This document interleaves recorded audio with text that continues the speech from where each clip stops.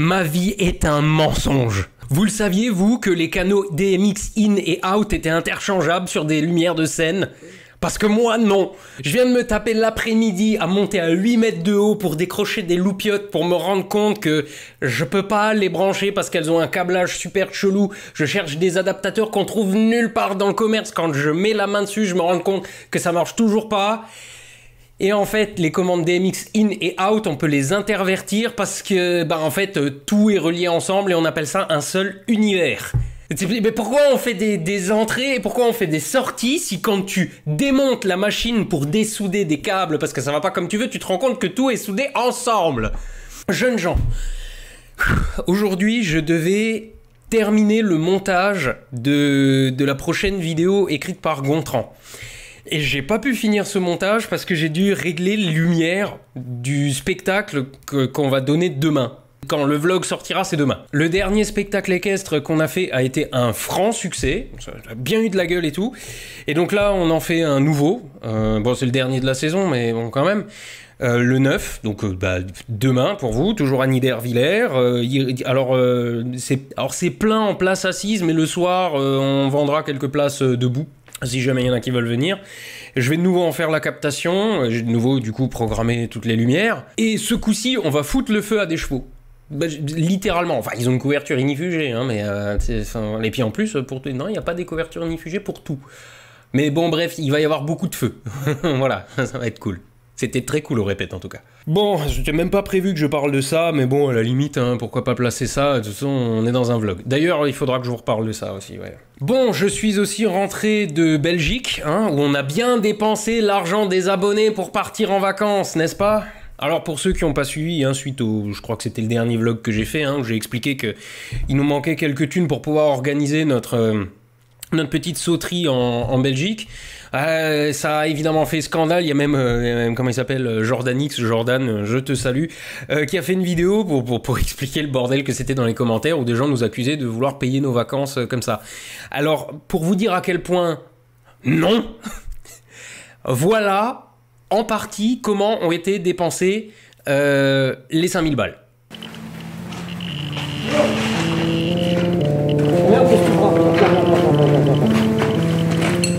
Bon, écoutez, on n'a pas le choix, il faut qu'on sorte par là. Alors, chacun son tour, on court jusqu'au couvert. Pas le choix, ok?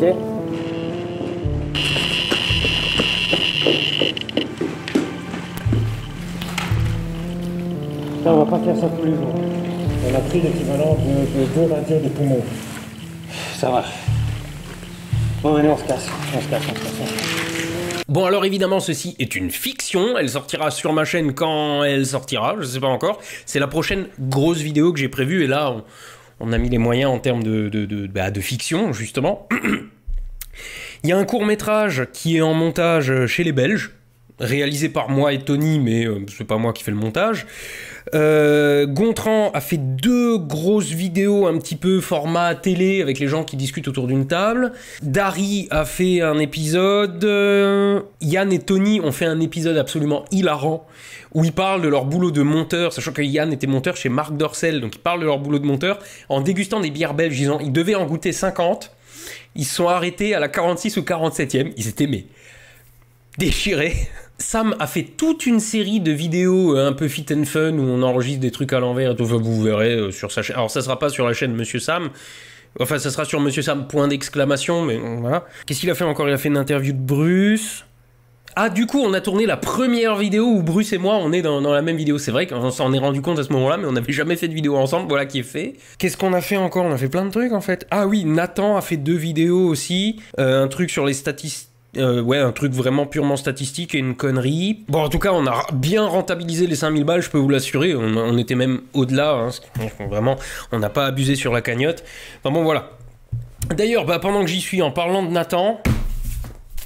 Voilà! Il y a ça qui vient de sortir chez Belin, et donc je pense que c'est dans toutes les bonnes Fnac, sur Amazon et partout, enfin dans toutes les librairies en ligne et pas en ligne. Ça s'appelle juste Les statistiques expliquées à mon chat par Nathan Utendal. C'est comme ça que cette horreur se prononce. Et j'ai une dédicace ce coup-ci. Bon. Ça, c'était pour la première pub. Mais aujourd'hui, niveau pub, j'ai 2-3 choses à vous recommander. La première, j'ai discuté avec Dari qui m'a mis en contact avec un de ses amis ou collègues, ou je sais plus en vrai. Les mecs sont en train de produire un film sur le D-Day. Le débarquement de juin 44, hein, bon voilà. Et en fait, on parle toujours des Américains lors du débarquement, mais il y avait des Français, il y avait des Australiens et il y avait des Canadiens. Et du coup, c'est l'initiateur du projet, il me semble, c'était un Canadien qui voulait parler du débarquement vu par les Canadiens. Donc c'est un vrai film documentaire, il y a du gros budget. La première partie est déjà dans la boîte et là maintenant, ils en sont au crowdfunding pour la deuxième partie. Et donc là, c'est vraiment le débarquement. Et donc forcément, filmer un truc sur Omaha Beach, c'était Juno Beach. Voilà. Filmer un truc sur Juno Beach, vraiment en mettant les obstacles de plage, des explosions d'obus, les costumes, les barges et tout le merdier, ça va coûter un peu des sous. Et donc, ils sont en train de faire une grosse campagne de crowdfunding. Donc, ce qu'on va faire, je vais vous passer leur bande-annonce. Ça dure 5 minutes, c'est sous forme d'interview, machin. Il y a des images déjà tournées. Donc, je vous montre ça là tout de suite et je vous mets juste en garde sur une chose. Les images que vous allez voir qui ont déjà été tournées n'ont pas été étalonnées. C'est-à-dire que quand vous allez les voir, vous allez dire mais ça fait un peu plat, ça fait un peu filmé tous les jours. Oui, elles n'ont pas encore été étalonnées, d'accord? C'est des rushs. Le boulot d'étalonnage, ça vient assez tard dans la production, dans le montage. Donc là, c'est vraiment des rushs qui ont été tournés, mais visez un peu la gueule des rushs. Visez la gueule des costumes, des décors, de tout. D'accord? Et donc, ils sont en train de produire ça, mais c'est un film totalement indépendant. Et donc, ils recherchent du pognon. Il m'a demandé si je pouvais en faire la pub. Je me suis dit, un projet comme ça, oui, il faut. En plus, le mec m'a dit, si tu veux venir faire de la figuration un moment, juste un mec dans le fond comme j'avais fait chez Canal+, j'ai dit, écoute, si je peux venir, je viendrai. C'est le genre de projet qui me botte, je trouve ça vraiment super. Donc, voilà. Ok, tourne. Scène 68, plan 3, première. Et action.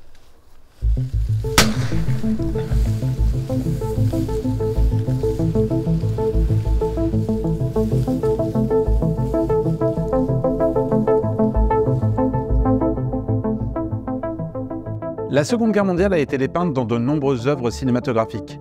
Si une large majorité de ces créations traitent de l'effort de guerre de l'armée américaine, il reste un pays trop souvent éclipsé, le Canada. L'armée canadienne a eu un impact et une efficacité exceptionnelle dès les premières heures du débarquement en Normandie. Notre souhait, au sein de l'association Maple Leaf, est de mettre en valeur ces hommes à travers un documentaire permettant aux survivants de cette époque de raconter leur histoire. Ce projet a été initié par un jeune historien normand, Frédéric Jeanne. Il s'est entouré d'un groupe d'amis, professionnels du milieu historique ou juste passionnés, afin de donner vie à ce film reposant sur son ouvrage, Ode the Oak Line. Ce livre retrace le parcours de la 7e brigade d'infanterie canadienne, depuis son départ d'Angleterre jusqu'au premier jour de la bataille de Normandie. Frédéric Jeanne souhaitait mettre en avant un régiment qu'il appréciait tout particulièrement, le Royal Winnipeg Rifle, dont il était lui-même rifleman honoraire. Frédéric a rassemblé tous les témoignages à sa disposition pour retranscrire le récit du régiment avant, pendant et après le débarquement. Lorsque l'on travaille avec des connaisseurs et des passionnés, le défi est de pouvoir allier la rigueur historique et une mise en scène cinématographique adaptée pour un large public. La narration sera assurée pour la version française par le comédien Benoît Alman, notamment connu comme étant la voix française de Morgan Freeman, et pour la version anglaise, c'est l'historien britannique James Holland qui prêtera sa voix. Illustré d'images d'archives, le film donnera la part belle aux scènes de reconstitution historique, fidèles et immersives pour plonger le spectateur dans l'histoire des hommes du Winnipeg. Après qu'il eut composé cette fresque historique, Frédéric et moi avons ensemble défini ce qui allait devenir la trame de Little Black Devils from Juneau to Puteaux. L'écriture du scénario touchait à sa fin quand nous avons tous été frappés par la disparition de Fred. Après son départ, la volonté de l'équipe a été tout de suite de reprendre et de finir ce documentaire. Et ce pour 3 raisons. Pour rendre hommage à notre ami, car c'était son projet et il lui tenait vraiment à cœur. Pour sa famille, et enfin pour honorer la mémoire des vétérans du Royal Winnipeg Rifle. Nous aurons la chance d'interviewer 2 vétérans, notamment Jim Parks, qui est l'unique survivant du Royal Winnipeg Rifles à avoir débarqué en première vague le 6 juin 1944. Jim est vraiment extraordinaire. Ses souvenirs sont intacts. Alors qu'on lui envoyait des images du tournage, certains souvenirs lui sont revenus. Par ailleurs, M. Parks est un soutien indéfectible depuis le début du projet. Une première partie a déjà été tournée l'année dernière. Nous venons de terminer la deuxième partie qui correspond aux premières heures suivant le débarquement et aux premiers jours de la bataille de Normandie. Nous avons tourné sur les lieux mêmes des combats de 1944. Il nous reste encore un segment à tourner et pas des moindres, le débarquement sur la plage de Juno. C'est une page de l'histoire qui, depuis Le jour le plus long et plus récemment Il faut sauver le soldat Ryan, est ancrée dans l'imaginaire collectif. Loin de nous l'idée d'atteindre le niveau de Steven Spielberg, mais nous nous efforcerons de nous en approcher. C'est pour cela que nous avons besoin de vous. Péniche de débarquement, obstacles de plage, pyrotechnie, effets spéciaux, toutes ces choses nous sont indispensables pour vous faire vivre l'expérience du débarquement des soldats canadiens ce 6 juin 1944, la plus immersive possible. C'est un film ambitieux qui nécessite beaucoup de moyens techniques et humains. C'est plus de 50 bénévoles, près de 200 figurants également bénévoles venus de France, de Belgique, de Suisse et du Royaume-Uni.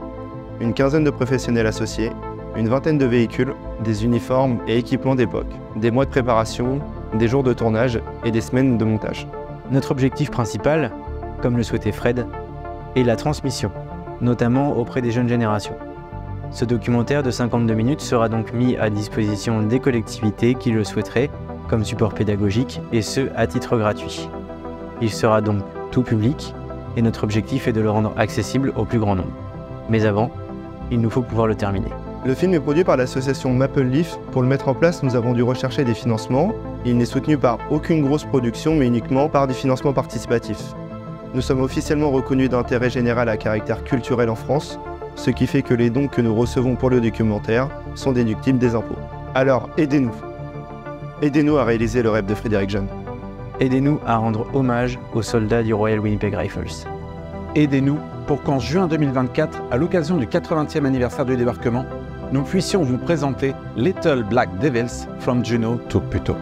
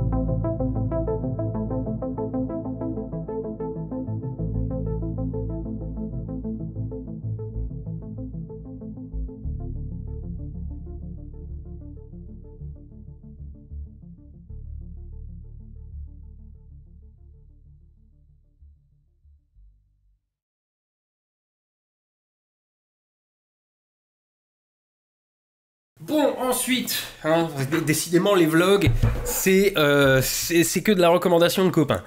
Maintenant, il faut que je vous raconte un petit truc. J'ai reçu un mail il y a pas longtemps qui me disait Arnaud, tu vas recevoir un gros colis. En plus, le colis, je l'ai pas vu arriver. Je suis désolé les gens, le courrier... Enfin voilà, hein. Les mails d'ailleurs c'est pareil, je rate les trois quarts, je suis désolé, hein, j'en reçois trop et j'arrive pas à les... Bref. Donc le facteur me dit hey, dis donc, faut que tu viennes à la boîte mail, à la boîte postale, il y a un gros colis qui t'attend depuis 3 semaines, il va repartir et tout, j'y vais. Et donc le mec m'a envoyé ça et m'a demandé si je pouvais faire une sponsor dessus. Alors, je lui ai pas répondu, donc gars, je te réponds là tout de suite. Je vais pas faire à proprement parler de sponsor dessus pour plusieurs raisons. La première, j'ai plus de place. Je suis booké jusqu'à l'année prochaine pour les sponsors. Deuxièmement, je ne fais des sponsors que sur des produits que je peux recommander à titre personnel. Vraiment, genre, je m'en sers, voilà, et regardez, c'est bien, je l'ai testé, voilà. Non pas que ce soit des produits ultimes, mais que je puisse au moins recommander à ce niveau-là, de dire je l'ai testé et j'approuve. Ça, c'est un jeu de plateau. C'est un jeu de rôle, même, je dirais, à ce stade-là. D'accord ? Le problème, c'est que c'est le genre de jeu, typiquement, auquel moi, je joue pas. Parce que malheureusement, je n'ai pas une après-midi pour me mettre sur un jeu de rôle. Juste, j'arrive pas. En plus, c'est super complexe. Il y a des kilomètres de trucs dans cette boîte. On est sur du niveau Donjons et Dragons. Hein. Ça, c'est le lore, c'est les règles du jeu, etc. Il y a 12 millions de jetons, il y a un plateau gigantesque. Là, c'est un énorme truc comme ça. Bon, et alors, le truc, c'est que je peux pas vous le recommander à titre personnel parce que j'y ai pas joué. J'ai pas le temps d'apprendre les règles et je n'ai pas la patience d'apprendre les règles de ce genre de jeu. Voilà. Je préfère vous le dire comme ça. Mais je sais qu'il y a des gens qui surkiffent les jeux de rôle, qui surkiffent les jeux de plateau de ce style. Et alors, de ce que j'ai compris de ce jeu, c'est un jeu qui existe déjà depuis longtemps et qui est déjà a priori connu. Mais c'est un jeu qui à la base est en anglais. Et ça, c'est une traduction en français. Donc c'est édité par 500 nuances de geek. Je vois aussi le logo Ion Game Design. Voilà, d'accord. A priori, quand je regarde iFrontier sur Google, c'est a priori un jeu qui est assez réputé dans le domaine des jeux de rôle, des jeux de plateau, de ce genre de trucs, d'accord, qui paraît-il est bon, et donc ça, c'est une traduction en français. Je n'ai pas le prix, je n'ai pas de lien pour vous le vendre, si jamais j'en trouve un, je vous le mets en description, mais voilà. Voilà, donc du coup, gars, je vais pas te faire de sponsor à proprement parler, je peux juste vous dire, les gens, ceci existe. Voilà. Pour ceux qui kiffent ce genre de choses, ceci existe. Mais moi, personnellement, n'étant pas un consommateur de jeux de plateau, si je vous ai jamais fait de pub pour des jeux mobiles, par exemple, sur la chaîne, c'est parce que je n'en consomme pas. Donc je ne me sens pas légitime pour en parler. Voilà, c'est tout. Et donc ça, je ne me sentais pas légitime pour en parler, mais vu la gueule de la boîte, vu le poids du truc, ça c'est un jeu qui doit valoir son pesant de cacahuètes. Donc je me suis dit, pour qu'il ne l'ait pas envoyé pour rien... Voilà. Mais les gens, n'envoyez pas spontanément des choses comme ça en espérant que je vais les recommander, parce qu'à un moment, j'y arriverai pas. Et je peux pas juste faire ça tout le temps. Hein. D'accord ? Mais bon, là, je me suis dit, ce coup-ci, je le fais.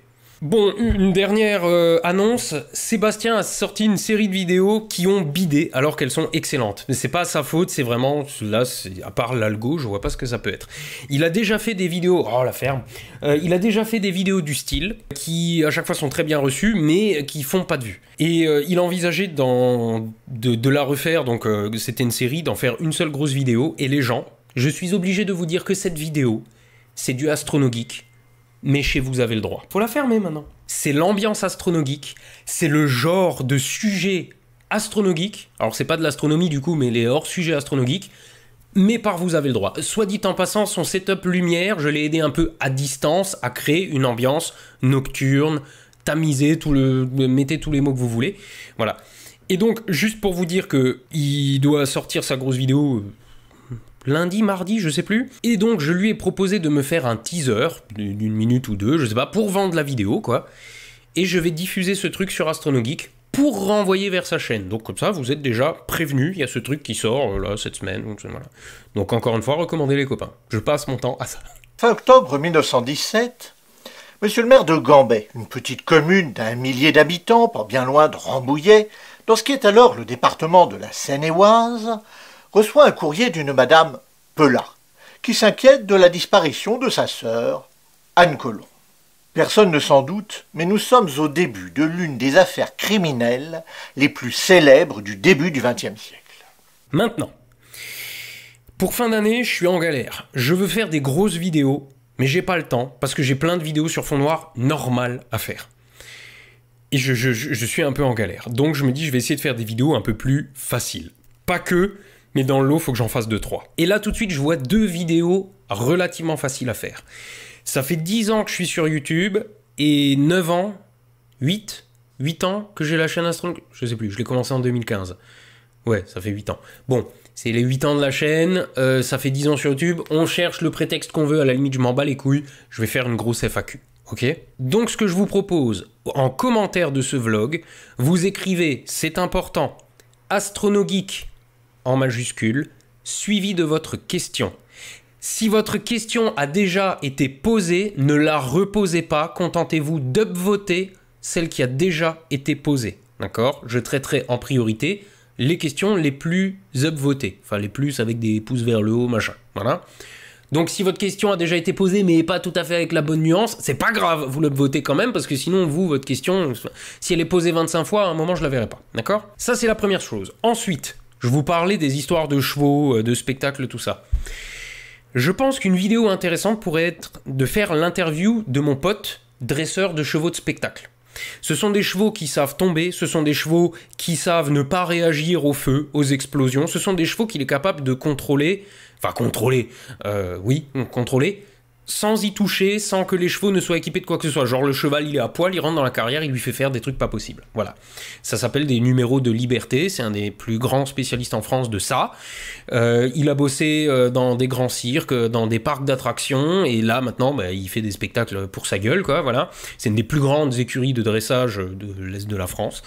Et donc je me dis, ça peut être intéressant. Donc je vais voir s'il est chaud pour le faire. Il est un peu, c'est con, mais pour un mec qui passe sa vie à faire des spectacles, il est un peu timide.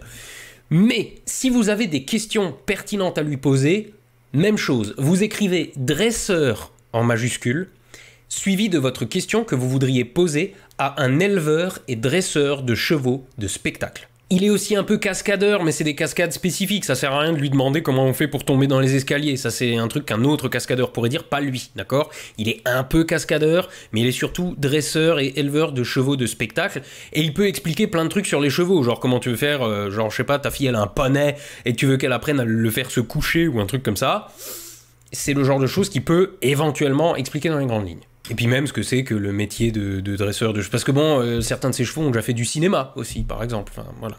Donc vous mettez soit astronogeek en majuscule, soit dresseur en majuscule, vous posez votre question, vous upvotez si elle a déjà été posée, je ferai le tri, je garderai les plus pertinentes, les plus intéressantes, les plus upvotées, enfin bon bref, on verra.